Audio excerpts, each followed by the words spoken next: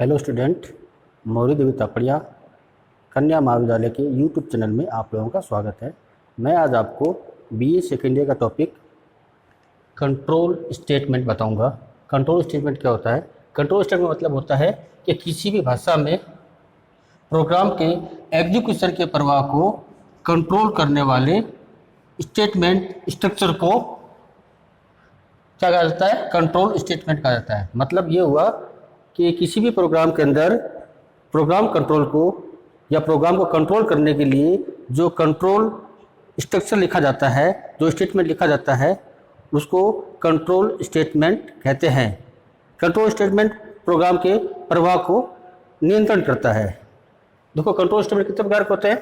Control statement दो प्रकार के होते हैं। एक होता है कंडीशन और दूसरा होता है लूप। आज अपने कंडीशन के बारे में बात करेंगे। सबसे पहले है इफ स्टेटमेंट।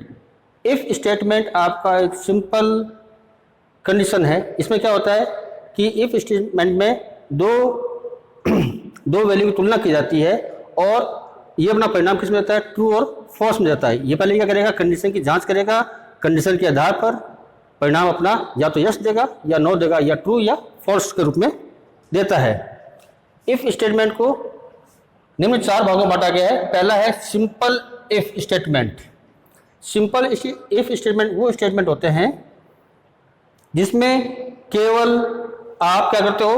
कंडीशन की जांच करते हो और एक ही स्टेटमेंट आपका एग्जीक्यूट होता है। मतलब अगर वो कंडीशन सत्य हुई तो आपका स्टेटमेंट एक आपका एग्जीक्यूट हो जाएगा और प्रोग्राम आपका यहाँ पर खत्म हो जाएगा। जैसे मैंने लिखा यहाँ पर, देखो मैंने क्या लिखा? कंडीशन है। कंडीशन अगर यस होती है तो क्या होता है? ये स्टेटमेंट आपका एग्जीक्यूट हो जाएगा और नो होती है तो आपका प्रोग्राम बंद आ जाएगा, मतलब प्रोग्राम खत्म हो जाएगा। फिर दूसरी बात करते हैं if else statement. If else statement वो स्टेटमेंट होती है जिसमें कंडीशन की जांच होती है। अगर कंडीशन ट्रू होता है तो इफ के बाद वाला स्टेटमेंट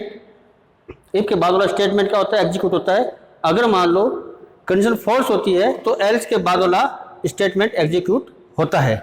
जैसे इसमें मैंने देखो फ्लो चार्ट बना रखा है। मैंने क्या लिखा? मैंने बनाया कंडीशन। इसमें क्या होगी? सबसे पहले कंडीशन की जांच होगी। अगर कंडीशन आपकी क्या होती है? ये यहाँ नो है और यहाँ यस है। अगर ये कंडीशन यस होती है तो ये वाला स्टेटमेंट एग्जीक्यूट हो जाएगा। अगर नो होता है तो ये वाला कथन एग्जीक्यूट हो जाएगा और फिर बाद में क्या हो जाएगा? दोनों आके प्रोग्राम यहाँ पे खत्म हो जाएगा। जैसे अपन लिखते हैं कई बार if A greater than B तो क्या होगा? A's max else B's is max. मतलब क्या हुआ? पहले कंडीशन की जांच हुई। अगर कंडीशन सत्य है तो ये कथन एग्जीक्यूट होगा। अगर कथन असत्य है तो एल्स के बाद कथन यानी ये कथन एग्जीक्यूट होगा। अब बात करते हैं तीसरा कौन सा है आपका? Nested if else. देखो, नेस्टेड इफ एल्स कंडीशन वो होती है जिसमें एक इफ कंडीशन के अंदर दूसरी इफ कंडीशन लिखी जाती है। ऐसा करने पर क्या होता है कि पहले जो लिखी गई इफ कंडीशन है वो बाद में एग्जीक्यूट होगी और जो बाद में लिखी गई इफ कंडीशन है वो पहले एग्जीक्यूट होगी। मतलब ये लास्ट इन फर्स्ट आउट के मेथड पे कार्य करता है। जैसे मैंने बनाया, देखो मैंने बनाया है नेस्टेड इफ का एक फ्लो चार्ट बनाया है। ये अगर प्रोग्राम स्टार्ट हुआ, इसमें क्या है? कंडीशन पहली आई, फर्स्ट कंडीशन है।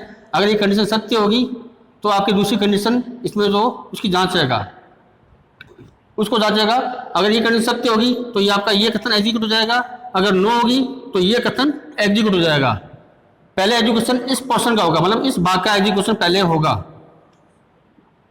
अगर जब ये एग्जीक्यूशन पूरा हो जाएगा फिर क्या है कि आपका ये स्टेटमेंट या ये इफ कंडीशन आपकी एग्जीक्यूट होगी। अगर मान लो कंडीशन नो होती है तो आपका ये स्टेटमेंट एग्जीक्यूट होकर प्रोग्राम आपका स्टॉप हो जाएगा। तो ये था आपका नेस्टेड इफ। चौथा है आपका else if ladder. Else if ladder का प्रयोग क्या तब करते हैं कि जब बहुत सारी कंडीशन में से किसी एक कंडीशन का सत्य होना होता है, तब क्या होता है कि एल्स इफ लेडर का प्रयोग किया जाता है। जैसे मैंने ये फ्लो चार्ट बनाया है कि आपका प्रोग्राम स्टार्ट हुआ, कंडीशन जांची गई। पहले कंडीशन फर्स्ट है आपकी, अगर यस होती है तो ये स्टेटमेंट एग्जीक्यूट हो जाएगा। अगर नो होता है तो फिर कंडीशन की जांच होगी और अगर कंडीशन सत्य होती है तो ये स्टेटमेंट आपका एग्जीक्यूट होगा। अगर फिर भी क्या होती है? कंडीशन आपकी नो होती है या फॉल्स होती है तो इस कंडीशन की जांच होगी और ये स्टेटमेंट आपका एग्जीक्यूट होगा। अगर तो भी नहीं होता है तो एल्स के बाद में जो भी आप कथन लिखोगे वो आपका एग्जीक्यूट हो जाएगा और प्रोग्राम में आपका यहाँ पे खत्म हो जाएगा। तो ये था if else ladder. If else ladder का प्रयोग बहुत सारी कंडीशन में से किसी एक कंडीशन को सत्य होने पे इसका प्रयोग किया जाता है। अब बात करते हैं इसके बाद में आता है स्विच केस। स्विच केस आपकी एक ऐसी कंडीशन है जिसमें बहुत सारे ऑप्शन में से किसी एक ऑप्शन का चयन करने के लिए स्विच केस का प्रयोग किया जाता है। स्विच केस के अंदर जो केस है वो क्या बताता है, वो कंडीशन के बारे में बताता है, मतलब आपके इस स्विच केस में कितनी कंडीशन दी गई है, मतलब कंडीशन की संख्या बताएगा केस।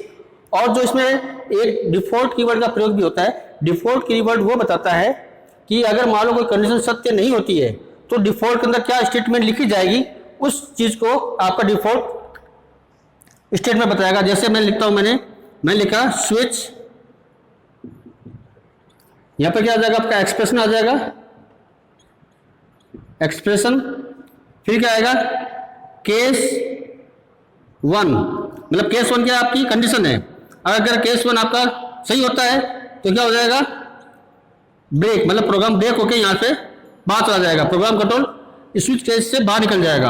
अगर मान लो अगर ये कंडीशन सत्य नहीं होगी तो फिर केस सेकंड चेक होगी, इसमें जो स्टेटमेंट लिखा गया है वो एग्जीक्यूट हो जाएगा अगर सत्य होगी।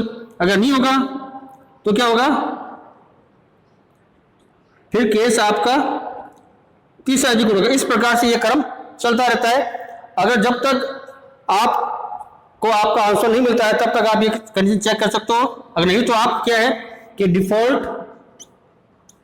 डिफॉल्ट में वो कंडीशन दोगे या वो स्टेटमेंट दोगे जिसको आप ये दिखाने के लिए प्रस्तुत करेंगे कि अगर कोई कंडीशन सत्य नहीं होती है तो डिफॉल्ट में लिखा गया स्टेटमेंट आपका क्या हो जाए, एग्जीक्यूट हो जाए। तो ये था आज आपका कंट्रोल स्टेटमेंट कथन। धन्यवाद।